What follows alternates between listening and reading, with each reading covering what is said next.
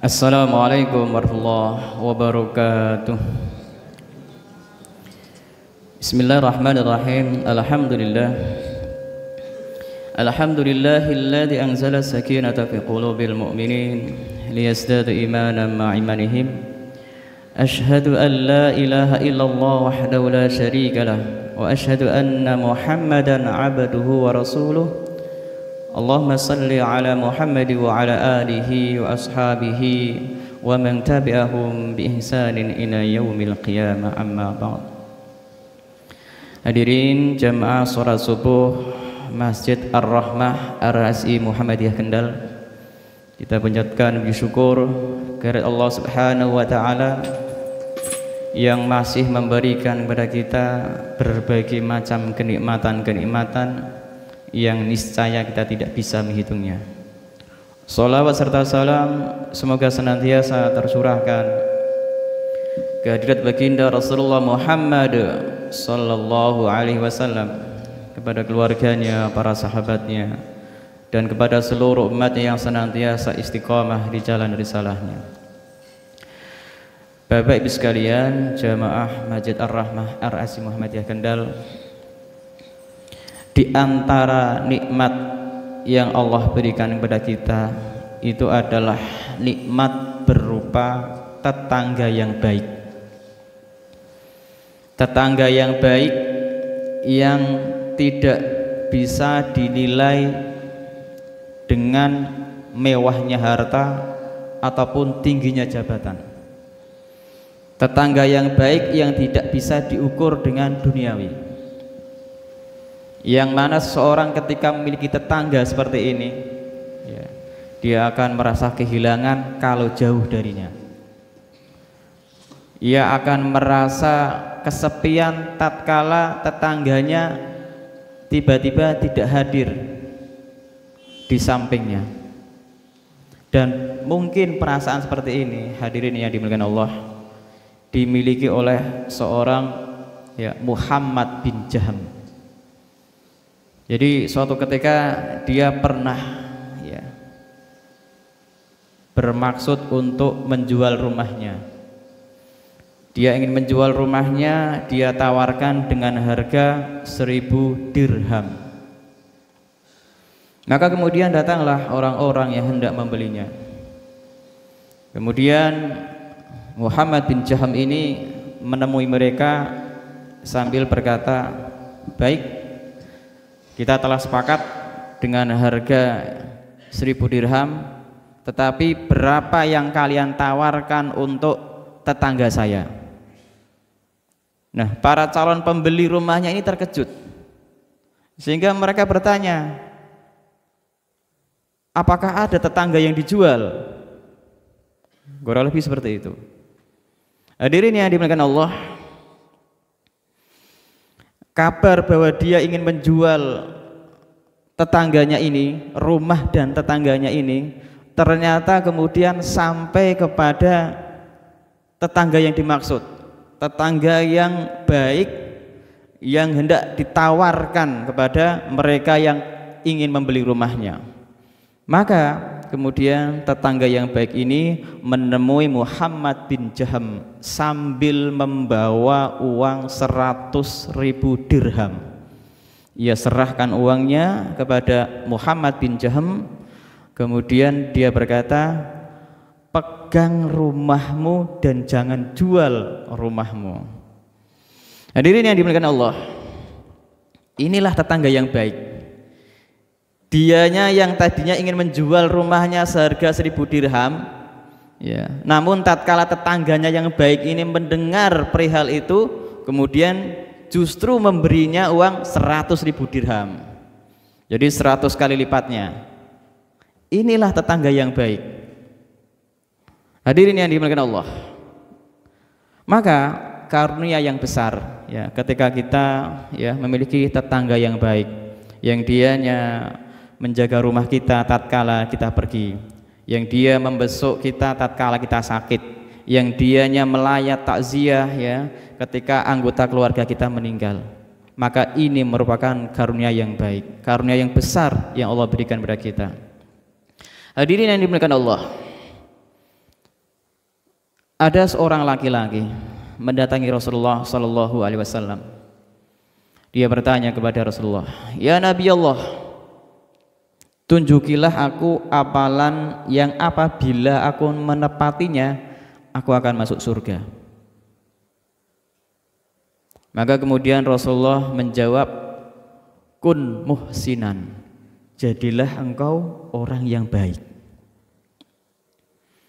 Laki-laki tersebut bertanya kembali, "Bagaimana caranya aku bisa mengetahui bahwa aku itu orang yang baik?" Nah, ini pertanyaan yang bagus dan juga pertanyaan yang cerdas. Jadi dia tidak hanya mencukupkan hanya dengan jadilah engkau orang yang baik. Dia ingin tahu bagaimana caranya dia mengetahui bahwa dirinya itu adalah orang yang baik. Maka kemudian Rasulullah menjawab, ya, sal jiranak, tanyalah kepada tetanggamu. Jadi Rasulullah ingin mengajarkan kepada laki-laki tersebut, kalau ingin mengetahui dirinya itu baik ataukah tidak, hendaklah bertanya kepada tetangganya. Fa in qalu, ya, jika mereka berkata, innaka muhsinun fa anta muhsinun, ya, jika mereka para tetanggamu itu berkata, sesungguhnya engkau adalah seseorang yang baik, maka engkau adalah orang yang baik. Wa in qalu, jika mereka berkata, innaka musiun fa anta musiun, jika engkau adalah orang yang buruk, maka ya engkau orang yang buruk. Jadi yang menilai itu bukan diri sendiri, yang menilai itu adalah orang lain. Dan ini diajarkan oleh Rasulullah 1400 tahun yang lalu. Bagaimana perspektif, ya, orang lain itu betul-betul diperlukan untuk menilai diri kita, apakah kita itu orang yang baik ataukah orang yang jelek.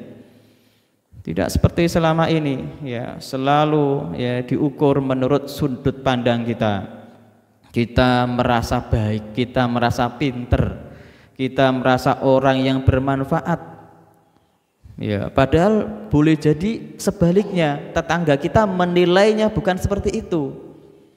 Tetangga kita boleh jadi menilainya kita adalah orang yang buruk, orang yang tidak bermanfaat, kaya tapi hartanya tidak bermanfaat untuk para tetangganya, pinter tetapi ilmunya tidak bermanfaat untuk masyarakat dan sebagainya. Yang menilai adalah tetangganya. Maka hadirin yang dimuliakan Allah, dari sini kita bisa belajar, ya, bahwa tidak cukup bagi kita hanya sekedar sholat berjamaah di masjid, di musola tempat tinggal kita.